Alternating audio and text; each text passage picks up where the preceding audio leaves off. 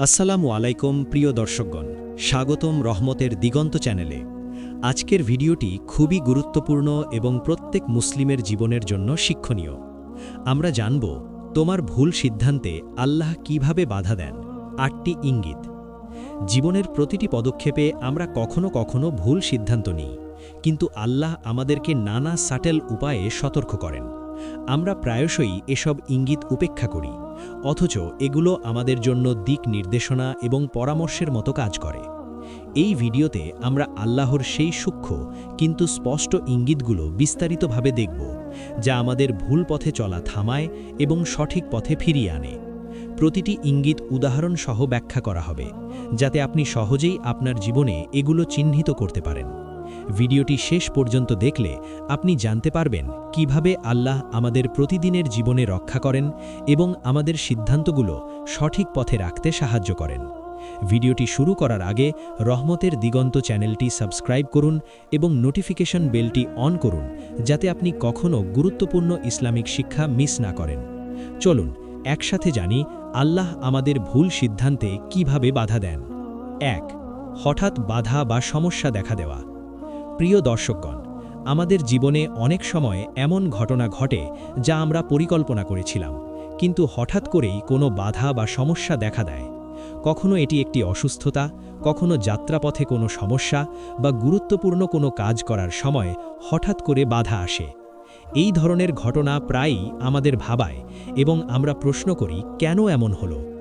এই পরিস্থিতিতে আমাদের মনে রাখতে হবে যে আল্লাহ আমাদের ভুল সিদ্ধান্ত নেওয়া থেকে রক্ষা করার জন্য বিভিন্ন উপায়ে বাধা সৃষ্টি করেন। যখন আমরা কোনো সিদ্ধান্ত নিতে চলি যা আমাদের জন্য ক্ষতিকর হতে পারে, তখন আল্লাহ আমাদের সতর্ক করার জন্য হঠাৎ বাধা বা সমস্যা তৈরি করেন। উদাহরণস্বরূপ, আপনি যদি কোনো বিনিয়োগ বা ব্যবসায় কোনো ভুল সিদ্ধান্ত নিতে চলেন এবং হঠাৎ বাজারের পরিস্থিতি খারাপ হয়ে যায় অথবা কোনো গুরুত্বপূর্ণ নথি বা জিনিস অনুপলব্ধ হয়ে যায়, তখন এটি আল্লাহর পক্ষ থেকে একটি ইঙ্গিত হতে পারে যে আপনার সিদ্ধান্তটি সঠিক নয়।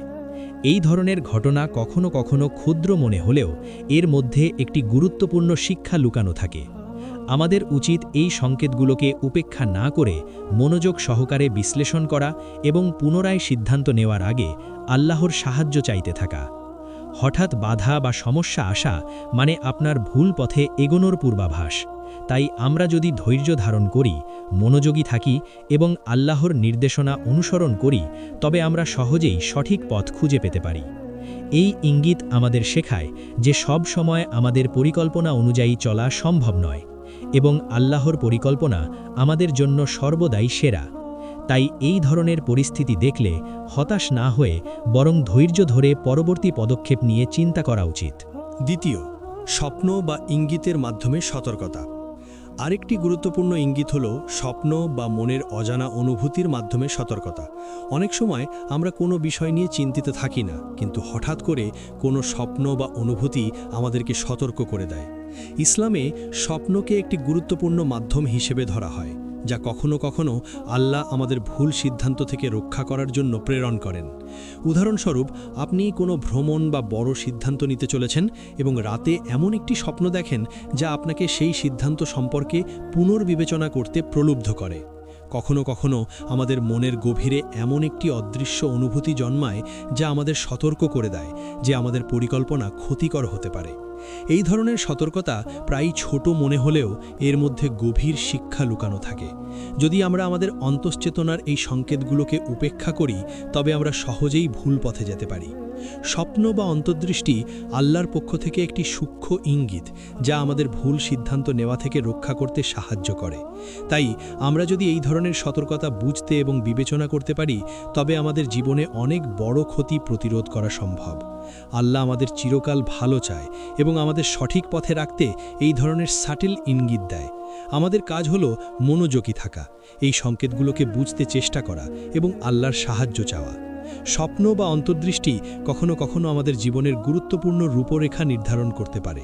তৃতীয়, মানুষের পরামর্শ বা সতর্কবার্তা। আমাদের জীবনে প্রায়ই দেখা যায় যে যখন আমরা কোনো সিদ্ধান্ত নেওয়ার আগে বন্ধু, পরিবার বা পরিচিত মানুষদের সাথে কথা বলি, তখন কেউ কোনো কারণে আমাদের সেই সিদ্ধান্ত থেকে বিরত রাখে বা সতর্ক করে। অনেক সময় আমরা মনে করি এটি কেবল তাদের ব্যক্তিগত মতামত, কিন্তু কখনো কখনো এই ধরনের পরামর্শ আল্লাহর পক্ষ থেকে একটি সূক্ষ্ম ইঙ্গিত হিসেবে আসে। আল্লাহ আমাদের ভুল সিদ্ধান্ত থেকে রক্ষা করতে মানুষের মাধ্যমে বার্তা পাঠান। উদাহরণস্বরূপ, আপনি যদি কোনো বড় বিনিয়োগ করতে চলেছেন এবং একজন অভিজ্ঞ ব্যক্তি আপনাকে সেই বিনিয়োগের ঝুঁকি সম্পর্কে সতর্ক করে দেন, তখন এটি শুধুমাত্র তাদের অভিজ্ঞতা নয়, বরং আল্লাহর পক্ষ থেকে একটি সতর্কবার্তা হতে পারে।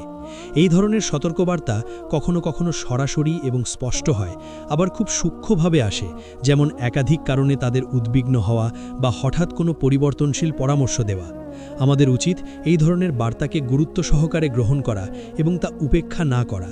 যখন আমরা এই ধরনের সতর্কবার্তা বুঝতে পারি, তখন আমরা সহজেই আমাদের ভুল সিদ্ধান্তের সম্ভাবনা কমাতে পারি এবং আল্লাহর নির্দেশিত সঠিক পথ খুঁজে পেতে সক্ষম হই। মানুষের পরামর্শকে আমরা যদি খালি মানবিক দৃষ্টিকোণ থেকে দেখি, তবে অনেক সময় আমরা তা অবমূল্যায়ন করি। কিন্তু আমাদের মনে রাখতে হবে যে আল্লাহ প্রায়শই মানুষের মাধ্যমে আমাদের জন্য সতর্কতার সংকেত পাঠান। তাই জীবনে বড় বা গুরুত্বপূর্ণ কোনো পদক্ষেপ নেওয়ার আগে অন্যের পরামর্শ এবং সতর্কবার্তা গুরুত্ব সহকারে বিবেচনা করা অপরিহার্য। এটি আমাদের ভুল সিদ্ধান্ত থেকে রক্ষা করার অন্যতম শক্তিশালী মাধ্যম। 4. ভেতরের ভয় বা অনাকাঙ্ক্ষিত অনুভূতি। কখনো কখনো আমরা কোনো সিদ্ধান্ত নিতে চলি এবং হঠাৎ আমাদের মনে একটি অজানা ভয় বা অস্বস্তিকর অনুভূতি জন্মায়। এটি প্রায়ই খুবই সাটল হয়। আমরা প্রাথমিকভাবে এটিকে মানসিক চাপ বা অবসাদ বলে ধরে নিই, কিন্তু অনেক সময় এই ভেতরের ভয় আল্লাহ আমাদের সতর্ক করার একটি ইঙ্গিত। জীবনের গুরুত্বপূর্ণ সিদ্ধান্ত, যেমন নতুন ব্যবসা শুরু করা, সম্পর্ক বা ভ্রমণ ইত্যাদির সময় এই ধরনের অনাকাঙ্ক্ষিত অনুভূতি দেখা দিতে পারে। উদাহরণস্বরূপ, আপনি যদি কোনো গুরুত্বপূর্ণ পদক্ষেপ নিতে চলেন এবং হঠাৎ নিজের ভেতরে অজানা একটি ভয় বা সংকোচ অনুভব করেন, তখন এটি আপনার জন্য সতর্কবার্তা হতে পারে। এটি আপনাকে বলতে চাচ্ছে যে হয়তো এই সিদ্ধান্তটি আপনার জন্য ক্ষতিকর হতে পারে। এই অনুভূতিকে আমরা যদি উপেক্ষা করি, তবে আমরা সহজেই ভুল পথে যেতে পারি। কিন্তু যদি আমরা মনোযোগ দিয়ে এই সংকেতগুলো পর্যবেক্ষণ করি এবং আল্লাহর সাহায্য চাই, তবে আমরা আমাদের জীবনে সঠিক পথ খুঁজে পেতে পারি। ভেতরের ভয় বা অস্বস্তি প্রায়শই আমাদের চেতনার একটি সূক্ষ্ম অংশকে সচেতন করে তোলে, যা আমাদের বিপদ থেকে দূরে রাখতে কাজ করে। তাই জীবনের গুরুত্বপূর্ণ সিদ্ধান্ত গ্রহণের সময় এই ধরনের অভ্যন্তরীণ ইঙ্গিতকে গুরুত্ব সহকারে বিবেচনা করা উচিত এবং এর মাধ্যমে আমরা আমাদের ভুল সিদ্ধান্তের সম্ভাবনা কমাতে পারি। 5. প্রাকৃতিক বা দৈনন্দিন ঘটনার মাধ্যমে সতর্কতা। আমাদের জীবনে অনেক সময় এমন ঘটনা ঘটে যা প্রাথমিকভাবে সাধারণ মনে হয়, কিন্তু বাস্তবে এগুলো আল্লাহর পক্ষ থেকে সতর্কবার্তা হিসেবে কাজ করে। কখনো হঠাৎ বৃষ্টি, বাতাসের পরিবর্তন, পথ বন্ধ হওয়া বা কোনো দৈনন্দিন অসুবিধা আমাদের পরিকল্পনাকে ব্যাহত করে। এই ধরনের ঘটনা প্রায়শই আমাদের সচেতন করে যে আমরা কোনো ভুল সিদ্ধান্ত নিতে চলেছি। উদাহরণস্বরূপ, আপনি যদি কোনো গুরুত্বপূর্ণ যাত্রা বা কাজের পরিকল্পনা করেছেন এবং হঠাৎ করেই রাস্তায় সমস্যা দেখা দেয়, যানবাহন বা পরিবহন ব্যবস্থায় জটিলতা তৈরি হয়, তখন এটি শুধু দৈনন্দিন অসুবিধা নয়, বরং আল্লাহ আমাদের সঠিক পথ দেখানোর একটি সাটল ইঙ্গিত। এই ধরনের সতর্কতার মাধ্যমে আল্লাহ আমাদের ভুল সিদ্ধান্ত নেওয়া থেকে রক্ষা করেন। আমরা যদি এই সংকেতগুলোকে উপেক্ষা করি, তবে সহজেই ভুল পথে এগিয়ে যেতে পারি। প্রাকৃতিক ঘটনা বা দৈনন্দিন ঘটনার মাধ্যমে সতর্কতা অনেক সময় খুবই সূক্ষ্ম হয়, তাই আমাদের মনোযোগী থাকা প্রয়োজন। আমাদের কাজ হলো এই ঘটনাগুলোর মধ্যে সম্ভাব্য শিক্ষা ও বার্তা খুঁজে বের করা এবং সিদ্ধান্ত গ্রহণের আগে পুনর্বিবেচনা করা। আল্লাহ আমাদের সর্বদাই ভালো চায় এবং এমন সাটল ইঙ্গিতের মাধ্যমে আমাদের সঠিক পথের দিকে ফিরিয়ে আনে। তাই জীবনের গুরুত্বপূর্ণ সিদ্ধান্ত নেওয়ার সময় প্রাকৃতিক বা দৈনন্দিন ঘটনার দিকে মনোযোগ দেওয়া অত্যন্ত গুরুত্বপূর্ণ। 6. অপরিকল্পিত বিলম্ব বা স্থগিতকরণ। জীবনের প্রতিটি ক্ষেত্রে আমরা কখনো কখনো কোনো গুরুত্বপূর্ণ কাজ বা পরিকল্পনা নিয়ে এগোতে চাই, কিন্তু হঠাৎ করেই সেই কাজ বিলম্বিত হয়। কখনো এটি অফিসের কারণে, কখনো পরিবহন বা অন্যান্য পরিস্থিতির কারণে ঘটে। প্রাথমিকভাবে আমরা এটি কেবল দৈনন্দিন জটিলতা হিসেবে দেখি, কিন্তু প্রকৃতপক্ষে এটি আল্লাহ আমাদের ভুল সিদ্ধান্ত নেওয়া থেকে রক্ষা করার একটি সাটেল ইঙ্গিত হতে পারে। উদাহরণস্বরূপ, আপনি কোনো বড় বিনিয়োগ বা ব্যবসায়িক পদক্ষেপ নিতে যাচ্ছেন এবং হঠাৎ আপনার কাজ বিলম্বিত হয়, নথিপত্রে সমস্যা আসে বা গুরুত্বপূর্ণ ফোন কল মিস করা বা একটি ছোট দুর্ঘটনা ঘটানো। এই ধরনের ঘটনা আমাদের মনোযোগী করে এবং পুনর্বিবেচনার সুযোগ দেয়। প্রাথমিকভাবে আমরা এগুলোকে দৈনন্দিন অসুবিধা হিসেবেই দেখি, কিন্তু গভীরে দেখলে এগুলো আমাদের জন্য সতর্কবার্তা। আল্লাহ আমাদের ভুল সিদ্ধান্ত নেওয়া থেকে রক্ষা করতে এই ধরনের সাটেল ইঙ্গিত ব্যবহার করেন। এই ধরনের ছোট দুর্বিচয় আমাদেরকে ভাবায় যে হয়তো আমরা সিদ্ধান্ত নেওয়ার সময় সঠিকভাবে বিবেচনা করিনি। আমাদের উচিত এই ধরনের পরিস্থিতি দেখে হতাশ না হয়ে বরং আল্লাহ নির্দেশিত সতর্ক বার্তা হিসেবে দেখা। যখন আমরা এই ইঙ্গিতগুলোকে বুঝি, তখন সহজেই আমাদের ভুল সিদ্ধান্তের সম্ভাবনা কমে যায় এবং আমরা সঠিক পথ খুঁজে পাই। এই ধরনের বিলম্ব প্রায়ই আমাদের জন্য একটি সুযোগ সৃষ্টি করে যে আমরা আমাদের পরিকল্পনা পুনর্বিবেচনা করতে পারি এবং আরও ভালো সিদ্ধান্ত নিতে পারি। তাই জীবনের গুরুত্বপূর্ণ পদক্ষেপ নেওয়ার সময় হঠাৎ বিলম্ব বা স্থগিতকরণকে প্রাকৃতিক নয়, বরং আল্লাহ সাটেল ইঙ্গিত হিসেবে বিবেচনা করা উচিত। সপ্তম, অনাকাঙ্ক্ষিত ভুল বা ছোট বিপর্যয় ঘটা। আমাদের জীবনে অনেক সময় এমন ঘটনা ঘটে যা আমরা অপ্রত্যাশিত বা ছোট বিপর্যয় মনে করি, কিন্তু এগুলো আল্লাহ পক্ষ থেকে আমাদের সতর্ক করার একটি সাটেল ইঙ্গিত হতে পারে। উদাহরণস্বরূপ, আপনি কোনো গুরুত্বপূর্ণ সিদ্ধান্ত নিতে যাচ্ছেন এবং হঠাৎ একটি ছোট ভুল বা দুর্ঘটনা ঘটে, যেমন নথিপত্র হারানো, গুরুত্বপূর্ণ ফোন কল মিস করা বা একটি ছোট দুর্ঘটনা ঘটানো। এই ধরনের ঘটনা আমাদের মনোযোগী করে এবং পুনর্বিবেচনার সুযোগ দেয়। প্রাথমিকভাবে আমরা এগুলোকে দৈনন্দিন অসুবিধা হিসেবেই দেখি, কিন্তু গভীরে দেখলে এগুলো আমাদের জন্য সতর্কবার্তা।